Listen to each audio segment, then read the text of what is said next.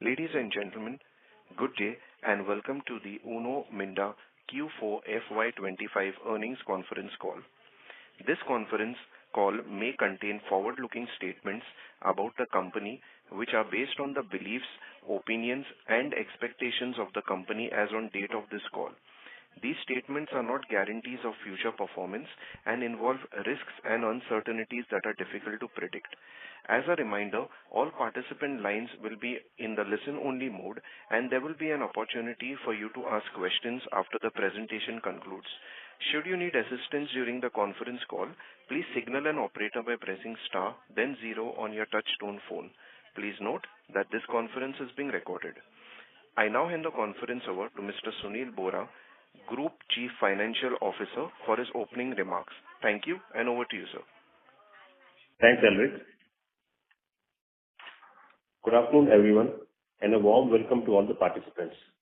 On the earnings call today, I am joined by my colleague, Ankur Modi. We have uploaded our financial results and investor presentation for Q4 and FY25 on the stock exchanges and our company's website.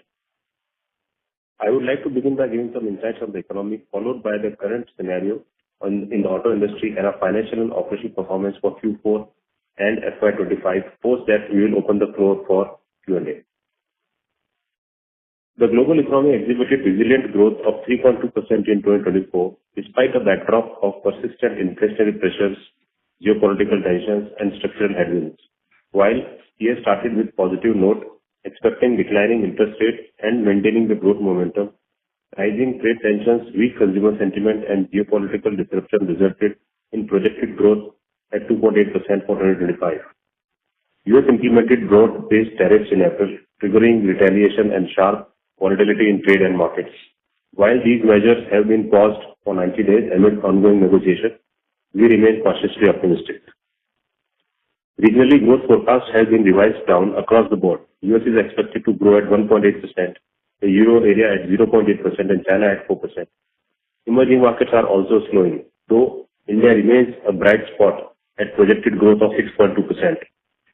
India continues to stand out as one of the fastest growing major economies globally, consistently outperforming both advanced and emerging market peers with a decent GDP numbers compared to other countries. This resilience is underpinned by strong structural fundamentals, including a young and expanding workforce, sustained momentum in structural reforms, and a vibrant services sector that remains key engine of growth. In this fluid landscape, agility, discipline, and clarity of purpose are critical. As a company, we remain focused on adapting swiftly to external changes, safeguarding resilience, and leveraging opportunities in structurally attractive markets. Moving on to the automotive industry, for the quarter ending March 25, the Indian automobile industry recorded a year-on-year production volume growth of approximately 6%, with total production reaching around 78 lakh units. For the full fiscal year, the industry posted a 9% growth. This performance was primarily driven by strong demand in the two-wheeler and PV segments, supported by a combination of factors, including increased infrastructure investment, supportive government policies, and a sustained push towards sustainable mobility. Sound economic fundamentals and positive market sentiment further contributed to the industry's continued momentum. However, growth across segments was not uniform. The CV segment saw a decline of 3.6% for the year, reflecting the impact of subdued industrial activity and delayed government spending. While the overall industry remained resilient, performance in certain pockets suggests that underlying demand recovery is still stabilizing. Nonetheless, sound economic fundamentals and a generally positive market environment help sustain the sector's forward trajectory. In Q4 FY25, PV production grew by 5% year-on-year, reaching to 14.11 lakh units. This was primarily driven by strong demand in the utility vehicle segment. Q4 FY25 showed continued growth, albeit at a moderated pace compared to the high growth rates of the preceding quarters. This moderation is attributed to the high base effect, where growth appears less dramatic when compared to an exceptionally strong prior period. For the full fiscal year, PV production rose by 3% to 50.6 lakh units, again led by a robust growth in the utility vehicles.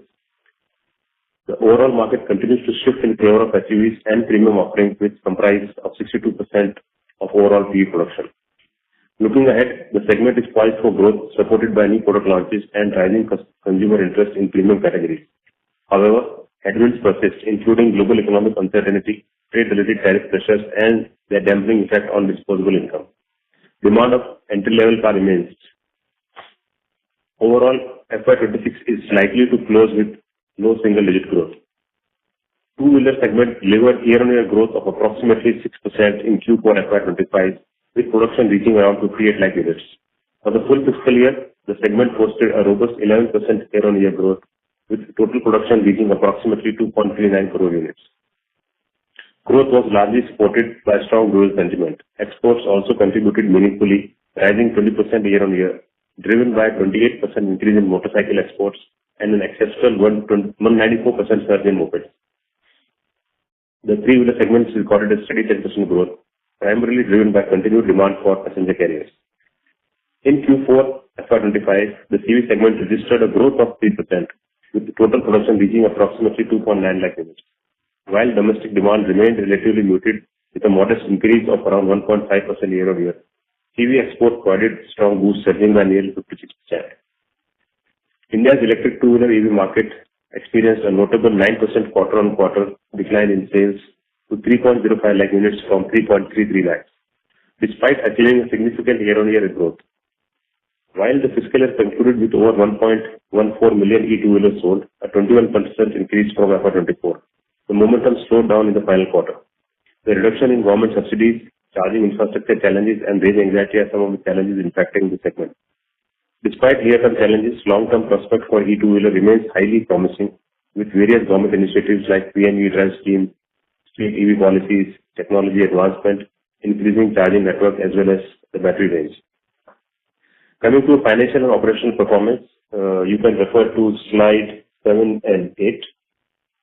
Uno Minda delivered a robust financial performance in Q4 FY25, marked by strong top-line growth.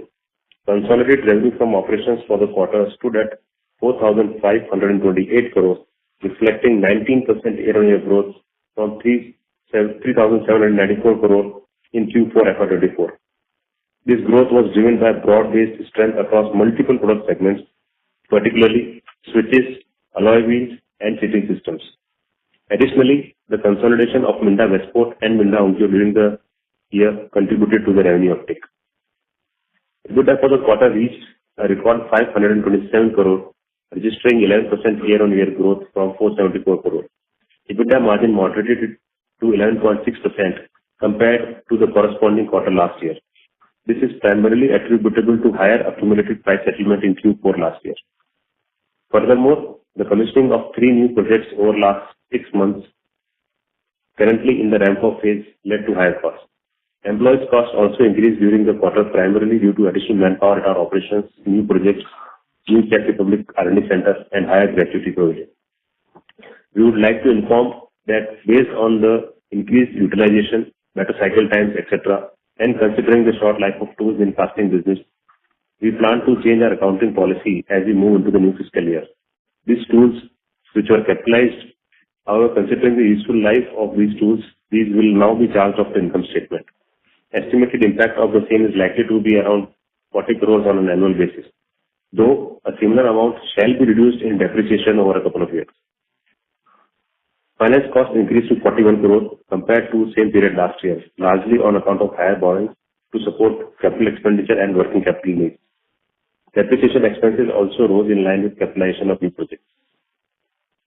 Share of profit loss from associates and JVs stood at 55 crore for Q4 compared to 58 in the last quarter, FY24. While ventures such as Denso 10, Roki, TRM, and TG continue to perform well, the transition of Minda Westport and Minda Onkyo into fully consolidated subsidiaries resulted in the financials being accounted on line by line basis, hence reducing the share of profits reported under this head by 5 crores. Profit after tax attributable to Uno Minda for the quarter was 266 crore compared to 284 crore in Q4 FY24. However, it is important to note that previous year's figure included a one-time gain of approximately 20 crore from reversal of provision for interest on CUD related to EPCG, following a favorable Supreme Court ruling. Adjusting for this, the normalized PAT for Q4 was 265 crore. Q4 FY24 was 265 crore. Sorry for that. Full year FY25 financial overview, you can refer to slide number 9, please. For the full year ended March 25, consolidated revenues were 16,775 crore, achieving a 20% year-on-year growth. This significantly outpaced the broader auto industry volume growth of 9% for the same period, transitioning into over 2x industry volume growth against the company's long-term guidance of 1.5x. EBITDA for the year grew by 18% to 1,878 crore, with an EBITDA margin of 11.2%, in line with our guidance. Profit after tax attributable to Uno Minda stood at 943 crore, up 8% from 875 in FY-2024. As mentioned above, the growth in PAT, excluding exceptional income, is around 9%. This growth underscores the company's ability to scale operations effectively, maintain profitability, and deliver consistent shareholder value amid ongoing industry transformation and increased investments in future-ready technologies. Moving to business segment-wise performance, starting with switches, you can refer to slide number 12, please. Switching systems segment continued to demonstrate exceptional performance in Q4 FY25, contributing significantly to overall revenue mix. The segment recorded revenues of rupees 1,144 crore during the quarter, accounting for a substantial 25% of company's consolidated revenues, highlighting its critical role in a diversified product portfolio. For the full fiscal year FY25, the switching system business achieved revenue of 4,204 crore, representing a robust 15% year-on-year growth compared to 3,663 crore in FY24. This performance underscores our strong market position and our ability to innovate in a segment that is evolving rapidly with changing automotive trends. The growth in this segment was driven by multiple factors. Firstly, the increasing trend of premiumization across both two-wheeler and passenger vehicle segments, which has led to a rise in kit value per vehicle. Second, exports played a pivotal role in driving growth, particularly in the two-wheeler switch category. Our international business saw strong traction during the year, reflecting our competitive cost structures, high quality standards, and deep customer relationships with global OEMs. Moving to lighting systems, the business continues to be a cornerstone of Uno Minda's growth story, delivering another strong performance in Q4 FY25. The segment generated revenues of rupees 1,018 crore during the quarter, contributing a substantial 22% to company's consolidated revenue. For the full year, lighting business recorded revenues of 3,863 crore, registering a healthy 15% year-on-year growth, driven by technological leadership and increased content per vehicle. Our strong show in both two-wheeler and four-wheeler lighting segment is a testament to Uno Minda's ability to stay ahead of industry trends through innovation. In the two-wheeler segment, we have reinforced our leadership by becoming a major supplier of advanced lighting solutions for electric two-wheelers to leading OEMs.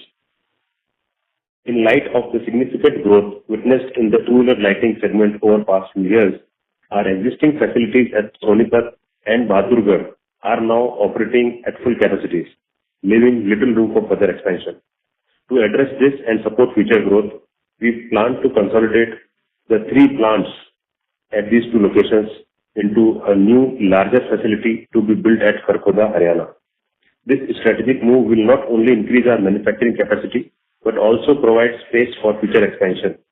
The total estimated capital expenditure for this relocation and expansion, excluding land, is rupees 233 crores. In the four-wheeler segment, our technological progress is gaining global recognition.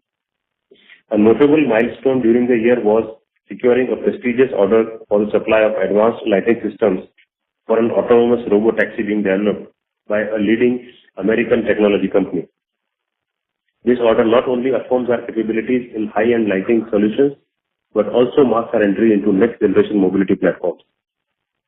To further advance our technological edge, we have established R&D Center in the Czech Republic. This global innovation hub will focus on development of next-generation automotive lighting technologies, including adaptive lighting, LED matrix systems, and integrated electronics.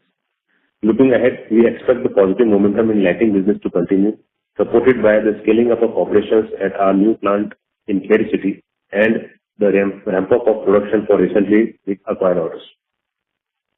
Moving to casting business, the business also delivered a robust performance in Q4 FY25, generating revenue of 860 crore, accounting for 19% of group consolidated revenues. Of this, four-wheeler alloy contributed around 471 crore, two-wheeler alloy wheel at 247 crore and the aluminum die casting segment at 142 crore. For the full year, the casting business recorded revenues of 3,220 crore, reflecting a solid 14% year-on-year growth. Of this, four-wheel alloy wheels contributed 709 crore, two-wheel alloy wheels 932, and the aluminum die casting segment 574 crore. Both two-wheeler and four-wheeler alloy segments benefited from strong demand and the recent capacity expansion. We commenced production from additional 30,000 unit monthly line for four-wheel alloy wheel at our Bawal, Haryana plant, bringing the total installed capacity to 420,000 wheels per month. Construction of our greenfield facility is also progressing well at Kharkhoda, with the first phase of 60,000 wheels per month expected to be commissioned by Q2 FY-2026. On the two-wheeler front, we have commenced commercial production at our expanded Supa, Maharashtra facility. This expansion adds 2 million units of capacity, raising Supa total to 8 million units annually. Additionally, we have announced 200 crore investment in the new two-wheel alloy wheel facility at Bawal, with a planned annual capacity of 1.5 million units. This facility is targeted for commissioning in Q2 FY27. Once the Bawal plant is operational, our total two-wheel alloy wheel capacity will reach 9.5 million units annually, further solidifying our market leadership and supporting the Make in India vision. Moving to seating system business, you can refer to slide number 13. The business continued to contribute meaningfully to overall performance, generating revenues of 325 crore in Q4 FY25, accounting for 7% of consolidated revenues. For the full year, the segment reported revenue of 1155 crore, which is the highest ever. Growth during the year was driven primarily by commencement of supplies of pneumatic suspended seats to a leading domestic OEM and increased demand for bus passenger seats. Notably, this growth was achieved despite a decline in export, which was impacted by a downturn in the European market, particularly affecting one of our key customers. Looking ahead, we expect the seating business to sustain its growth trajectory, supported by recently confirmed orders and upcoming execution of new programs.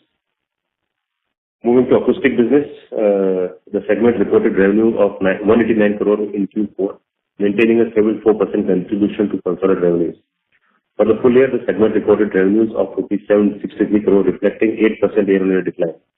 The domestic business grew by 7%, thus driven by sustained OEM demand. However, overall performance was impacted by persistent headwinds in the European automotive market, as our European subsidiary Clarton Horn declined by 14% year-on-year basis.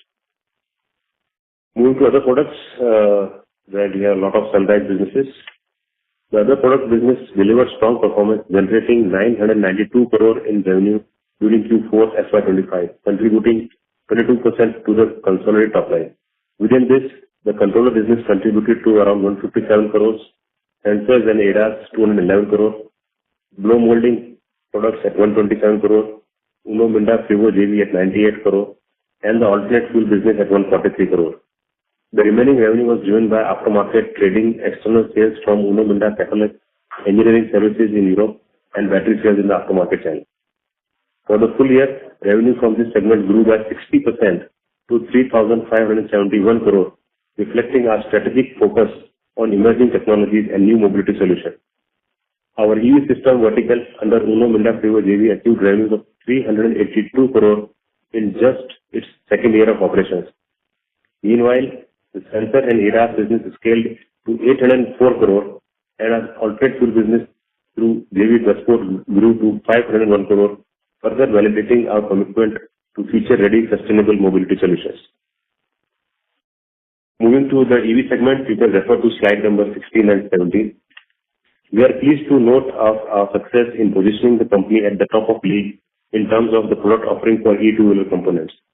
In line with our strategy to deepen our presence in the EV space, as you know, the company is in process of acquiring the remaining 49.9% stake in its joint venture with Freevo, along with associated e-drive technologies. This acquisition, valued at approximately 195 crores, is expected to be completed by end of Q1 FY26 as originally envisaged, enabling full integration and unlocking greater synergies in EV component manufacturing and open access to the global markets. As per our stated strategy, we have also been working on strengthening our EV product portfolio for four-wheeler EV segment. Towards that objective, we had entered into JV with Suzhou Inovance Automotive to manufacture high-voltage EV components covering charging control systems, inverters, motors, e-axles. To support the growth of this venture, board had approved 423 crore investment in a dedicated facility for high voltage EV powertrain components. Capital expenditure will be phased over next 2 to 3 years, with phase 1 expected to be commissioned by Q2 FY-2027. The project will be executed through a new joint venture company, Minda Auto Innovation Private Limited, with Minda initially holding 100% equity. Upon receiving the regulatory approvals, Innoviz Automotive through its Hong Kong subsidiary will acquire a 30% stake. We have already secured an anchor order for e-axle, which will be manufactured at this upcoming facility. Moving to our aftermarket international revenue, we can refer to slide number 14 and 15. For the quarter ended March 25, the OEM segment continued to be the dominant contributor, accounting for 94% of our total revenues, while the aftermarket business contributed approximately 6%. Our aftermarket division reported revenues of 279 crore during the quarter.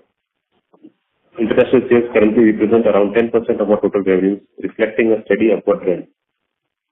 While the international market remains a key pillar of our long-term growth strategy, our domestic business continues to deliver more pronounced growth.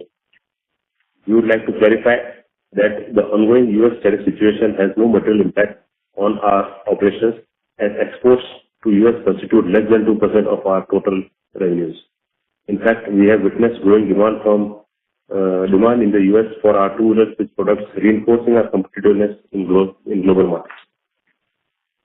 Moving to kit value, which is normally our annual slide, as you would see, we have witnessed increase in potential kit value across all vehicle categories and segments for FY25. Increase in kit value for four-wheeler can primarily be attributed to addition of sunroof, advanced lighting solutions, smarter ADAS and sensor solutions, and premium alloy wheels. Increase in kit value for two-wheeler can be attributed to advanced lamps, smarter switches, and higher realization for alloy wheel led by commodity price. Moving to our cash flow and debt levels, our net debt as of 31st March was at 2,091 crore compared to 1,318 crore as on March 31, 2024. The net debt has increased on account of expansion capex as well as expenditure for land bank primarily at Kharkhoda and small adjacent plots of land at Bhawan and Chennai, totaling to around 394 crores and increased working capital requirement. The total capex, excluding the land bank for the full year, was around 450 crores. While sustaining and growth capex has been financed from business cash flows, the capital expenditure, primarily land bank and increase in working capital requirement, has resulted in incremental debt. Our net debt to equity as of 31st March 25 stood healthy at 0.34%. Moving to ROCE and ROE, we have achieved ROCE of around 19%. Basis profit of FY25. Kindly note that the capital employed considered for calculation does include the capex for land bank as well as PV, which is currently not generating returns. ROE for FY25 is around 18%. The board has also recommended final dividend of 1.5 rupees per share, which is 75% of face value for shareholders' approval. Total dividend along with interim dividend already paid becomes rupees 2.25 per share, which is 112.5% of the face value. We have been consistently increasing our dividend payout ratio from 10% in FY19 to 13.7% now. With double effect of increasing profits and increasing dividend payout ratio, our dividend payment amount has also increased 3 to 4x in last few years to propose dividend payment of around 129 crores for FY25. The above underscores our commitment to returning value to shareholders on a consistent basis. Moving to ESG, in line with the global best practices and in corporate governance, Minda has separated the roles of chairman and managing director. As you know, we had earlier announced the elevation of Mr. Mehra as managing director, effective 1st April 25, whereas Mr. Minda has transitioned to an executive chairman role. With over 3 decades of with experience and deep domain expertise, Mr. Mehra has been key architect of Minda's growth journey since 1995.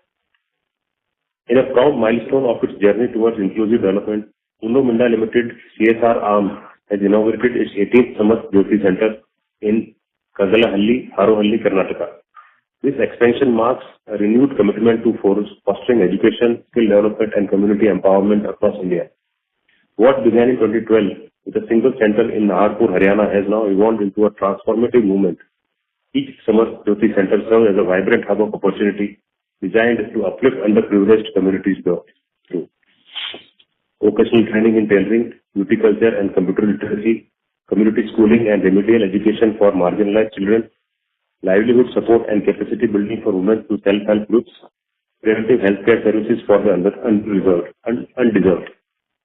Guided by the belief that true empowerment must be both inclusive and accessible, the Samarth Jyoti initiative has grown to 18 centers across several states, positively impacting the lives of millions and inspiring hope, dignity, and self-reliance in every corner it reaches. As we look ahead, Uno Minda remains well positioned for sustainable growth, backed by strong fundamentals, a diversified product portfolio, and ongoing investment in emerging technologies such as electric mobility, advanced electronics, and automotive lighting. Our consistent ability to outperform the industry, delivering more than 1.5x volume growth compared to market averages, underscores the strength of our customer partnerships, our focus on innovation, and commitment to operational excellence. We will continue to invest in expanding both our capacities and capabilities. In FY26, we plan to incur a total capital expenditure of approximately 1,300 crores, comprising around 500 crores in sustaining capex and around 800 crores in growth-oriented capex. This is based on the current approved projects. While we have built some strategic land bank in Kharkhoda and Khed, we are in the process of continuation of building the same in other key automotive hubs such as Chhatrapati Sambhajinagar, Tamil Nadu and Gujarat, for which we may spend around 250 crores in FY25-26. We have recently received the allotment letter for approximately 88 acres of land in Chhatrapati Sambhajinagar from Maharashtra government. These investments will be primarily funded through internal accruals. With strategic capacity expansions, a healthy order book, and an enhanced focus on innovation, localization, and value addition, we are confident in maintaining our growth momentum. Despite a lot of plants which are coming in operation next year and also in the phase of initial growth, we continue to our guidance for an annual EBITDA margin of 11% plus minus 50 basis points. While revenue growth will generate operating leverage, initial costs related to new plant startups and expansions may partially offset this benefit. Nonetheless, we are entering the next phase of our journey with confidence, agility, and a clear vision. We remain committed to creating long-term value for all stakeholders and are excited about the opportunities that lie ahead.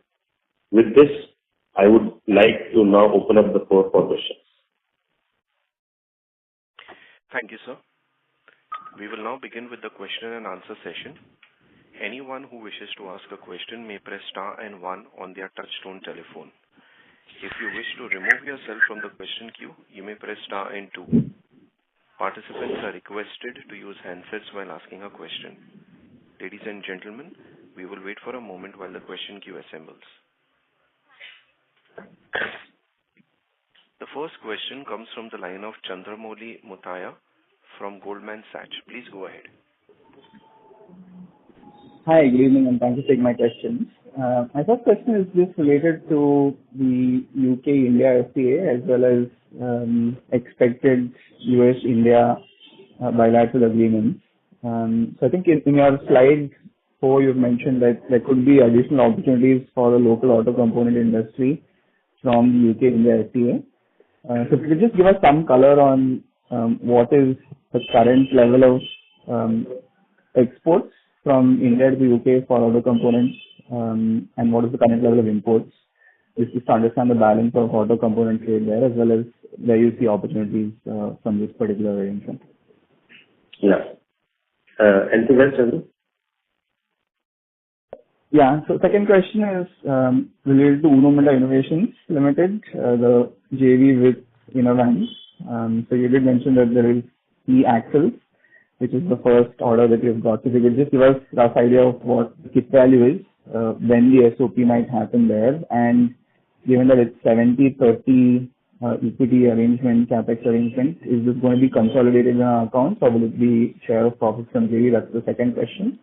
And the last question is just around this quarter, we've had a lot of top line growth, but the EBITDA growth is 11%. So I think there's been a 90 bits YOY drag on EBITDA margin. You explained part of that could be because of settlements which are still due from OEMs on raw materials, but Just trying to understand what part of that 90 bits drag in margin is due to the startup costs at some of these facilities that you've set up in the last couple of quarters. So those are three questions. Okay. Thanks, Sadhu. So in terms of the first question on UK, India FTA and US India bilateral. So obviously US India bilateral discussion what have happened, as I said, we remain cautiously optimistic. Hopefully something good will come out based on whatever we are listening or hearing out from the government and the other sources. In terms of UK-India FTA, we all know that there are multiple sectors wherein the path has been laid out by the government for next 10 years as to how the rates eventually will come down. So as of now, we don't have any significant exposure to UK, but in past we have been in touch with some of the customers. Hopefully, with this, some doors might open, but it's too early to comment on that in terms of opportunities. But our point was more in terms of the sector per se, because if the rates can all come down, it will be hopefully positive for the entire sector from the automotive components perspective. From the second question was the innovation, JV, EXL value and SOP. So SOP, as we have mentioned, is in middle of next financial year. And in terms of value, it's very difficult to give a value, Chandru, because while we do have a value for per kit, obviously, which we can't share because price sensitive information, a lot is also depending of in terms of the volume optics, which this market is in terms of a phase where there are a lot of moving parts and it's a high growth segment. So as of now, while we do have some value indication from our customers, we would not like to speculate in terms of what the values are going to be in future. So the way we have done announced this capex is also that while we will construct this infrastructure in terms of land, building, utilities, etc., the plant and machinery we will do in a phased manner as we get the increase in the volume of tech. And whether it will be consolidated on line by line or a share of profit, was there a question on this? Yes, it will be consolidated line by line because it is going to be eventually 70-30 JV, majority being Uno Minda Limited. So it will be consolidated line by line from Uno Minda perspective. Then your next question was top line growth versus the EBITDA margin and the drop of 90 basis points compared to last year. As we said, last year, yes, there was some price increase, but in this quarter, in terms of the costs, which the startup costs you mentioned, which will be there sustainably, there is roughly around 20 crores, 19-20 crores of additional manpower cost which we have incurred during this quarter because of number of increase in people during the quarter. So that we believe obviously will be sort of a sustainable cost. Plus there are some other administrative expenses around similar numbers. Got it. That's helpful. Thank you very much and all the best. Thank you, Joseph. Thank you. A reminder to all participants, you may press star and 1 to ask a question. The next question comes from the line of Mumuksh Mandalesha from Anand Rathi Institutional Equities. Please go ahead. Yeah, thank you, sir, for the opportunity and congrats on the continued strong performance, sir. So firstly, can you help us understand this provision of fundraise of 2,500 crore, would it be a debt driven or equity, sir? Next. Sir, can you just update what could be the order size for this four-wheeler EXL component and what could be the order size for the sunroof business and the charging business, sir? And thirdly, sir, the lighting revenue growth this quarter was lower. Also, we had the new plant in Pune last quarter just started. Any view for next few years based on the orders and the capacity? How do you see the growth at the market share in the lighting segment? Sure. And lastly, sure. Please go ahead. No, sir, please go ahead. Okay. So lastly, yeah, sure. Lastly, in the presentation, the two-wheeler EV specific capex has been changed. Just I want to understand what has changed in this quarter, sir. the Bowler and the Minda EV system CapEx, sir. Okay. So we'll get back to you on this last question, but going from starting. So the approval of 2,500 crore is an enabling of approval. It is for both debt and equity. And as you would have seen, Mumuksh, we have been taking the approval every year. Even last year, we had approval of roughly around 2,000 crores. This is only enabling approval. As of now, we don't see any clear visibility in terms of any long-term need of the funds, because based on the CapEx numbers what we have shared and the expected profitability, hopefully we should be able to internally fund all the funding requirements. In terms of order size for EXL, as I little while mentioned to a question from Mr. Pinamoli, it is very difficult to give an order size. While we do have a number, the biggest factor of that order is the volume, which obviously is only a estimated number. So as I said, we don't want to speculate what the volume is going to be, because it's at the end of the day, it's a guidance and an assumption. So that's why we are not able to give you this order size. But I can tell you that the business which you have got is the state-of-the-art 6-in-1 EXL, which is the first in time it is going to be used in India, and we will be manufacturing that at our Khed City plant. In terms of sunroof, was another question. Sunroof revenues, I think we have shared in past. Based on the expected volumes for indication, the revenues initially was estimated to be around 160 crore, but that number has been revised upwards.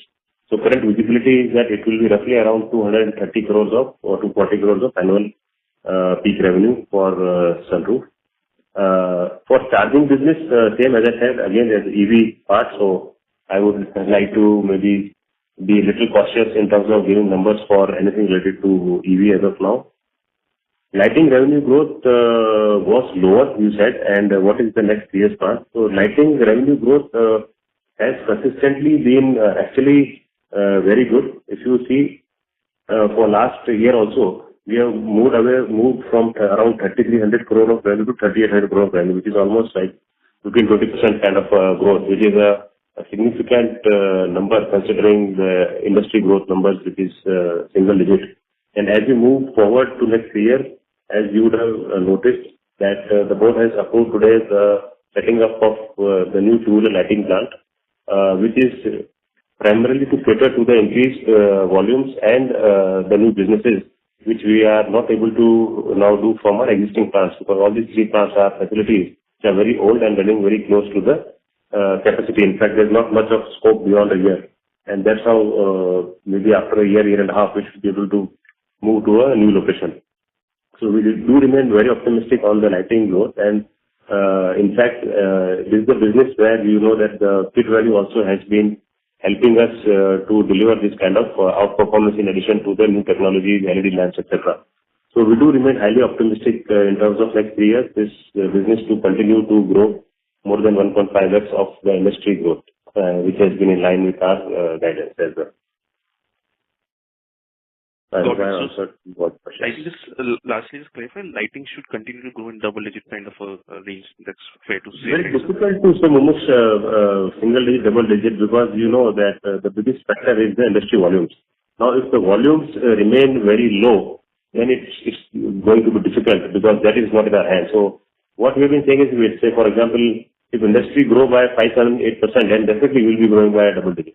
But if industry grow much less than that, then it obviously will be a situation where we have to see how do we still below that kind of a number.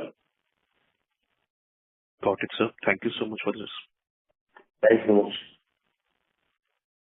The next question comes from the line of Siddharth Bera from Nomura Holdings. Please go ahead. Yeah. Hi, sir. Thanks for the opportunity and congrats on a great set of numbers. The first question is on your sensors, controllers, and the Westport business. Seems while they have ramped up quite well if you look at on a YOY basis. So some color there, how do you see the growth in the next 2 years in each of these three businesses? Where are the tailwinds which you are seeing, and how to think about growth in these three businesses? That is one. Second is on the alloy wheel side, if we see the growth what we are delivering now, is it more representative of the industry, or do you still see in some segments there is a sort of capacity constraint, and with more capacities coming up, you can still continue to grow faster? And here, aftermarket seems to be a very small part. While there is a lot of potential, we have not seen that sort of going up in your aftermarket mix. So what are the thoughts there? And sir, lastly, on the CapEx and investments, I have mentioned 1,300 crores. I believe there is another 200 crore you need to pay for the Freevo stake acquisition. So some color if you have accounted this here, or that will be separate. And for the Suzhou Innovance of 423 crores, how much have you accounted for in this number of 1,300 in FY26? That will be also. Okay. Thanks, Siddhartha. Thanks for compliments.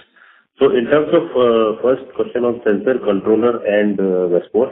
So sensor business, sensor and controller business, earlier we used to talk together, and we took a target of growing it from 100 crore to 400 crore. And if you see this year itself, our sensors and controller put together has done more than 1,100 crores. So this business continues to be outperforming our own expectations, led by a lot of innovations, new products, new technologies, etc. So the application of sensors has been increasing, and so are the controllers. And we are optimistic of continuing this growth momentum, at least in sensors, and also in Westport. We have been able to get a lot of new business in Westport, the CNG business. The government focus on improving the CNG infrastructure has actually helped the penetration, and you would have seen almost most of our customers are either have launched or in the process of having a CNG vehicle. So that business is definitely very promising, and we do expect this business also to grow in terms of the outperformance, same 1.5 to 2x of the industry growth. We do expect this business also to deliver. In terms of alloy wheel growth, you said, is it more representative of the industry and its capacity constraint? I would split this into two because of this different dynamics, both four-wheeler and two-wheeler. So four-wheeler business year on year has grown almost 15% from 1,350 odd crore to 1,540 crore. Now, obviously, the base is also becoming bigger. And the another factor here is that the application ratio has not grown to the extent what we have assumed. While we do remain optimistic in terms of the application ratio to grow gradually to what the global levels are. But for last year, we are almost same as what the year before it was, maybe around between 42 to 44% kind of range, and there has been no significant increase in the application ratio, and that's why you are seeing this number. But despite that, we have actually grown much more than industry growth. Industry growth is 5%, but whereas we have grown by 15%. So it's definitely much more than industry growth. And its capacity constraint is a constraint in actually two-wheeler. So two-wheeler continues to run at full capacity. We have ramped up from 6 million to 8 million. It's operating at full capacity, and that's how we have seen announced capacity of another 1.5 million expansion. So this business continues to sort of show promising signs of continued future growth.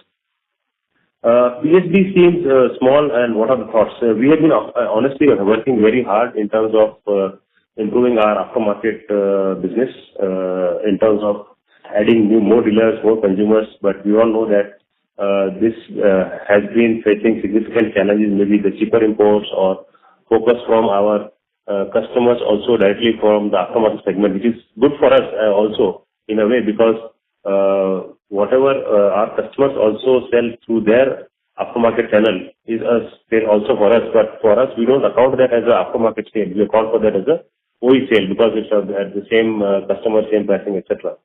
So that is why we are not seeing a significant move in PSP or aftermarket. But we continue to work on that, and as we speak, we are actually number one in terms of the volumes in India, and number two in terms of the value in terms of our aftermarket revenues for last year. But to your point, yes, we do remain very committed on the medium to long-term growth of the PSG segment. In terms of FIWO of investment of 195-200 crores, yes, it is separate. It is not part of 1,300 crores of the CapEx and sustaining our growth. It is not part of that.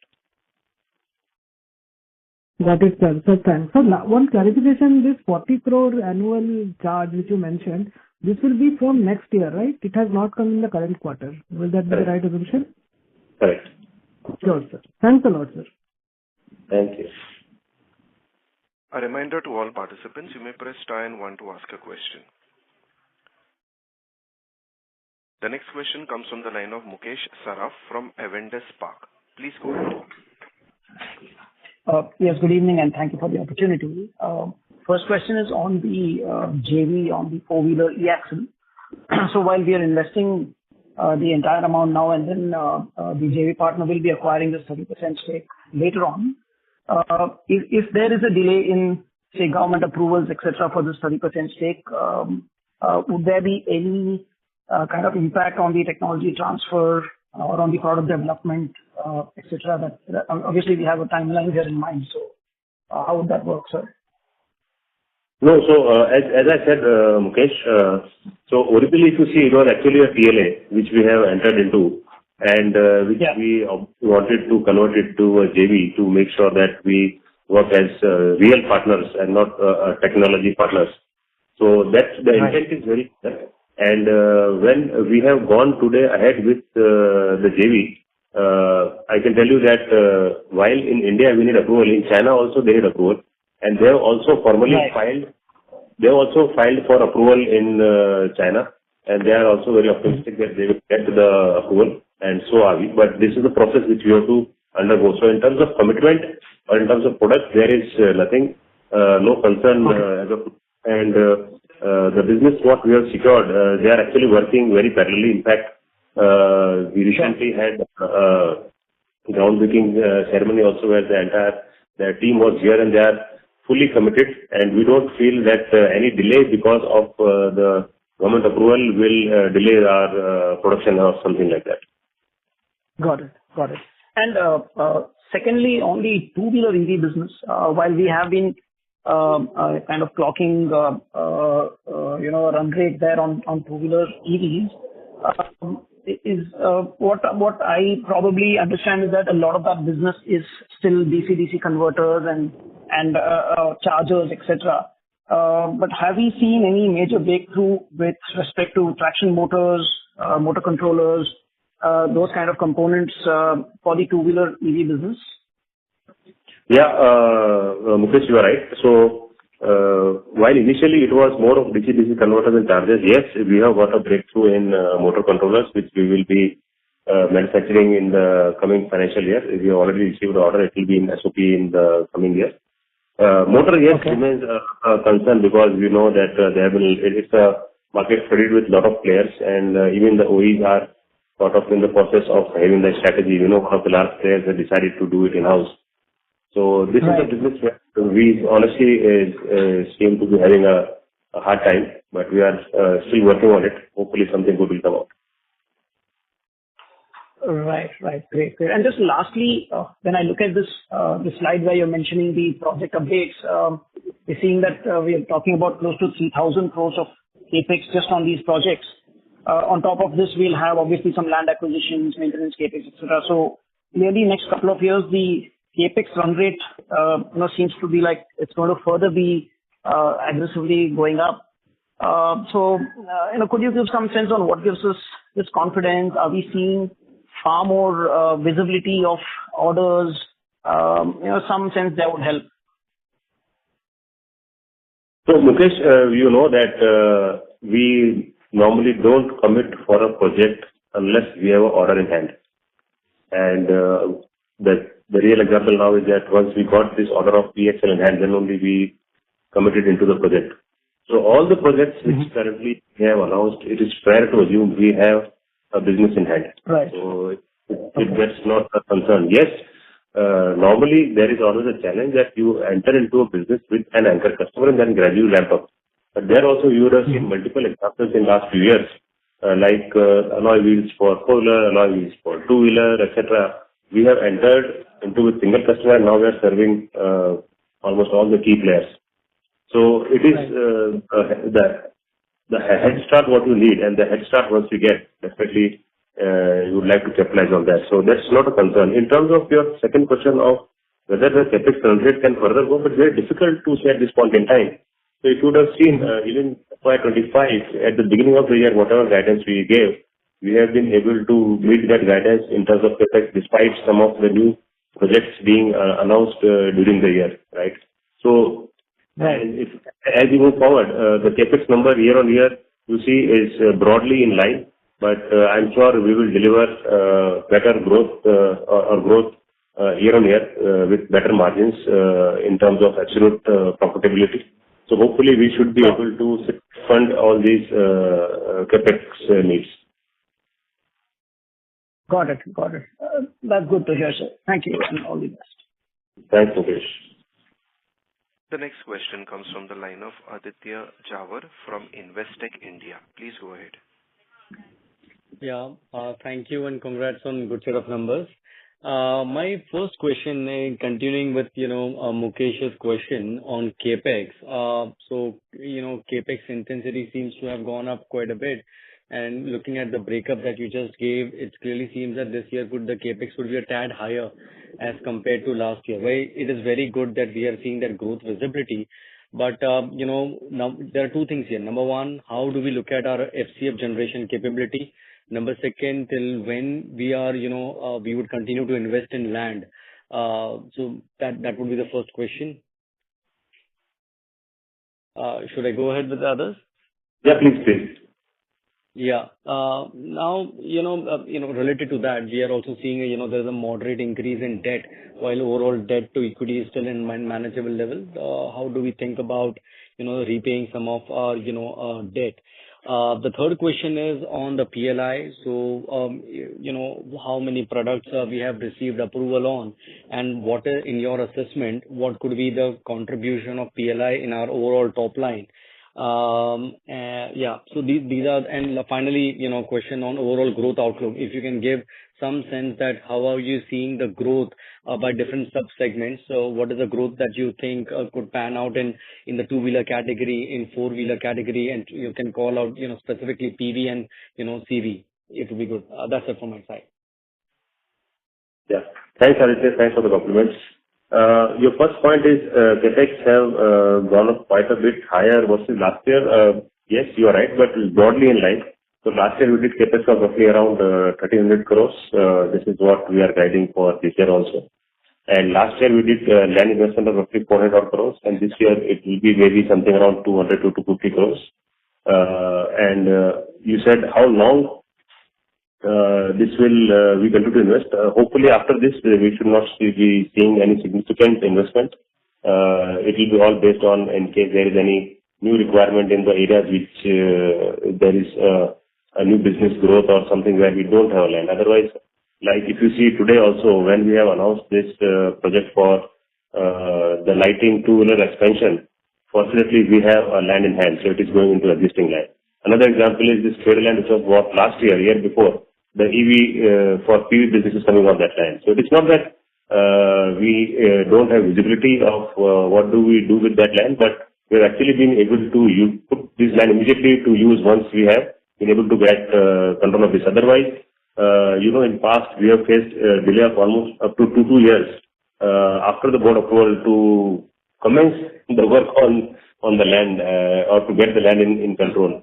So definitely it's a very big positive from the readiness perspective, because many times customers also look at, in case they give business to anyone, what is his ability to meet their timelines. And once you have land in hand, definitely it's a big plus from our perspective. Then you mentioned in terms of free cash flow. So as you rightly mentioned, this year there is increase in debt, even though there is the debt equity remains comfortable. But as we move to next year, based on our current workings, our current internal estimates, hopefully we should be able to fund all the CapEx and land requirement through the internal accruals, and we should not see any significant increase in debt as we move to the next fiscal year. In terms of how do we think of repayment, definitely initially the repayment might be through refinancing of these debts, and as we move forward, this point hopefully will come where our free cash generation is going to be higher than debt, hopefully maybe within FY-2025-26 itself. That's our internal target, but if we get more opportunities for growth, then definitely we would not like to leave those opportunities. So it might be a catch-22 situation, but as of now, based on whatever we know today, hopefully we should be cash positive in this year itself. In terms of PLI, when I say cash positive after the CapEx repayment. In terms of PLI, number of products approved, we have got approval for 3 or 4 products which are primarily sensors, different types of sensors. And contribution to top line, definitely it's not significant. It is very small, so not like to speak about it at this point in time. But there are a lot of products which are currently in the workings, which will qualify, because to qualify you have to first manufacture and meet that 50% DVA commitment. Then only based on actuals you can apply to the government and the regulatory authorities, be it ICAT or ARI for certification.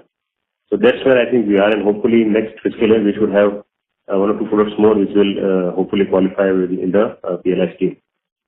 In terms of overall growth outlook in different segments, we don't want to guess the numbers, Aditya, but we all know that while our guidance has been to grow at least 1.5x of the industry growth, we have been doing much more than that. And we do have our budgets made, which is primarily on a low single digit growth for PV segment, single digit growth for a two-wheeler segment. And with that, hopefully we should be able to deliver at least 1.5 times to 2x growth in the coming years. Okay. Thank you and all the best. Thanks, Aditya. Thank you. The next question comes from the line of Chandramouli Muthiah from Goldman Sachs. Please go ahead. Hi, thank you for taking my follow-ups. So first follow-up is just related to, I think, comment that you made to an earlier participant. There is potential for margin expansion YOY. So I just want to understand, is this likely to be more second half weighted when industry might start to see more visible volume pickups, or do you expect this kind of margin attempt to be sort of evenly spread across the year? No, so the margin what Chandru, we have been guiding is a blended margin across all. So, we have a lot of these projects which are currently either in the construction phase or in the commissioning phase, or they are maybe in the first year of operation. And all these projects do have the startup costs. So if you see our margin even for last year was on a full year basis was around 9.2, 9.3%.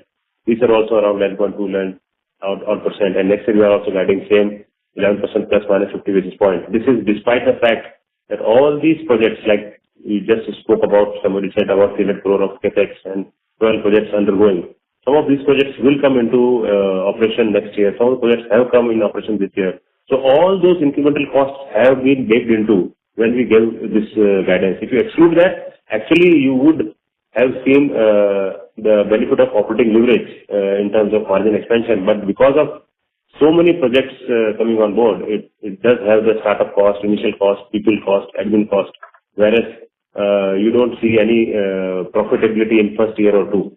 So that all these costs are factored in the margin guidance already.